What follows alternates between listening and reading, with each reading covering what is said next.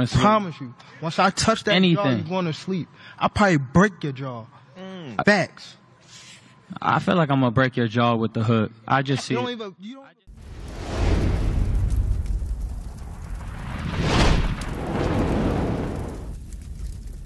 What's up, guys? It's your boy Josh Showtime. You already know Showtime's Fight Form, where we talk all things fights. Thank you guys for watching. Make sure you hit that like, subscribe, and as always, comment. Follow me on social medias at Papa Showtime, Josh Showtime. And yeah, let's get into it. Today, man, it is the start of a mega fight, all right? A super fight, big fight, whatever you want to call it. It's the biggest fight of the year. And that's Tank Davis versus Ryan Garcia. I am hyped. I've been talking about this fight for 2 years, 3 years, or whatever, and we're finally getting it. Very rarely, like, just to paint this whole picture, like, very rarely will you find a fight that checks every single box. You have two guys that are in their prime. Check. You have, like, the good guy versus the bad guy. Check. You have the pretty boy versus the bad boy. Check. I mean, you have two knockout artists that are honestly very different in the way they knock people out. You also have the black versus the Mexican. Like, it's just so many different stories you can tell with this. And I mean, look, I'm excited. I cannot wait to see this fight. So to break this down, we already know there's no title on the line with Gervonta. You know, I guess you can call it his pound for pound American star is on the line. And these guys are not the face of boxing, but I do believe the winner of this fight will become the American face of boxing. The face of boxing right now is run by Tyson Fury and also Canelo. These are the biggest stars. And then even Anthony Joshua is still the biggest star in boxing. So those three, they're kind of taking the crown right now. But America, like, realistically, we don't have too many stars. You know, we have great fighters, we have good up-and-comers, but right now it's pretty easily Tank. Tank is the biggest star in America. And now he's going against the most popular person that is a boxer, and that is, well, outside of Jake Paul, which is Ryan Garcia. He is an Instagram star, a social media star. However, he did grow up boxing, and I think he's by far one of the most disrespected people in boxing. I'm not sitting here saying he's the greatest, he's the pound for pound best, none of that. However, you guys are acting like he is Jake Paul, and it pisses me off. Y'all act like this man is literally, he just started boxing 2 years ago. He's been boxing since he was 7. This man was a national champion boxer. He's beaten Devin Haney in amateurs. So we gotta start putting a little bit more respect into his game. Yes, he's flawed. Yes, we know this. But y'all acting like this man don't know what he's doing. Let's stop being disrespectful. This man has knocked out a world champion. So like, I need that to stop. Like, it's annoying me. But like I said, we have two young guys. Tank, I believe, is what, 28 years old. And then we also have Ryan Garcia, who's at 25. We have the shorter guy in Tank, who's listed, I think, 5'4", but he looked 5'2", but it don't matter. They call him Tank for a reason. Ryan Garcia is 5'11". He looks like he's 6 feet. He's definitely gonna look like he's 6 feet compared to Tank. These guys have a high finish rate. Tank, I believe, has knocked out every single person except for one. And Ryan Garcia, I believe he's what, 23? 23-0. I think he has 19 knockouts. So there's only 4 people who went the distance.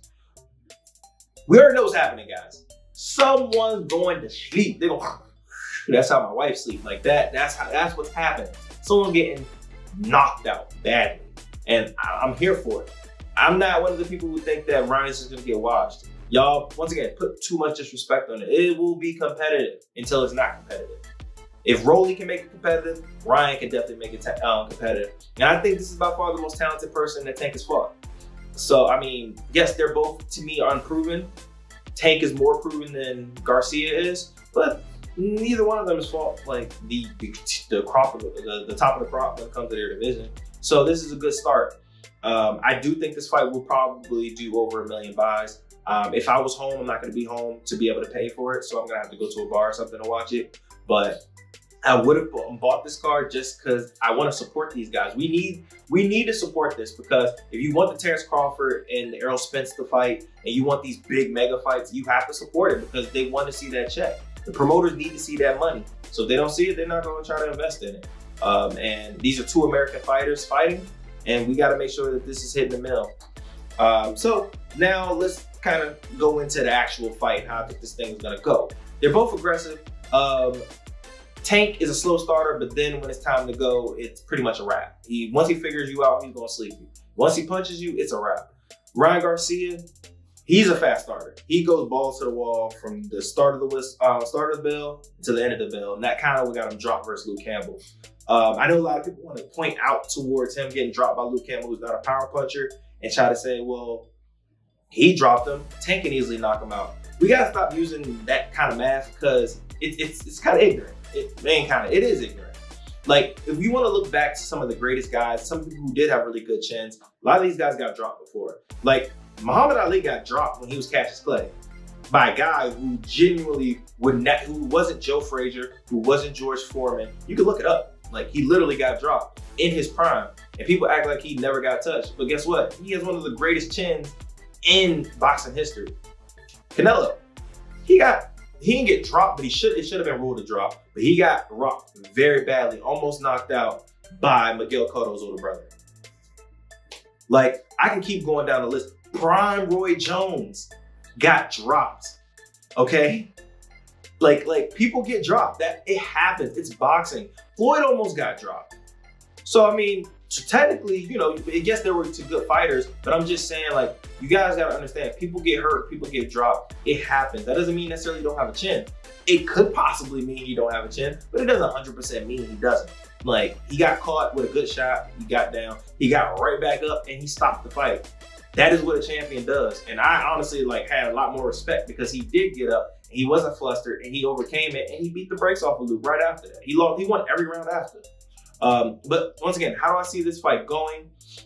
I believe this fight's going to start off a little slow. I think people are going to expect Ryan to be extremely aggressive because that's his nature. But I think he's going to be smart. He knows, he's seen Tank knock people out. He made Garcia, the last Garcia, that dude couldn't even see. He made him blind, all right? The man was still up in the conscious, but he was blind. He couldn't see anymore. That right there will just make me pause for 3 rounds in itself. Like, who wants to fight a man that makes you blind? So, exactly. He's going to start off slow. I do think that he's eventually going to pick it up once he feels comfortable. And this is, once again, a big scene. This is going to be the biggest fight he's ever had. So there's going to be some adrenaline there. He's going to relax, and eventually he's going to become who he normally is, which is an aggressive fighter. I think that that's what's going to get him hurt.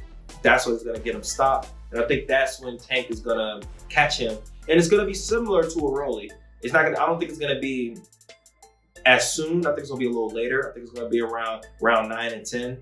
And Tank is going to catch him with something very crucial, and he's gonna drop him. I think Ryan will get back up just to get flatline, and this might be a KO of the year, but I'm gonna roll with Tank. He is the favorite for a reason. I know tooting the horn with Ryan winning, but there is just a little bit too many deficiencies in his defense for me to 100% ride with him. But I would not be shocked if he does somehow win this fight. He has power, he's the quicker boxer, he's the taller fighter, he is the lankier fighter, and I can see him outboxing him if he genuinely tried to just point fight. I can see it, not saying it can happen, but I'm just saying it will happen, but I can see it. And I can definitely see him catching on with a big shot. Mario Barrios caught Tank with a very good left hook. Very good left hook. And I believe Ryan Garcia hits just as hard, if not harder, than a Mario Barrios. So as always, man, like, make sure you like and subscribe. If you win something, make sure you hit my Cash App at Showtime Sanders and support a brother. You know, hey, I don't gamble, but if you do, you definitely listen to me. Give me $1 or $2. You know, we ain't upset. You need $1. But as always, man, follow me on social medias at Papa Showtime, Josh Showtime, and thank you guys for listening. Make sure y'all always be blessed.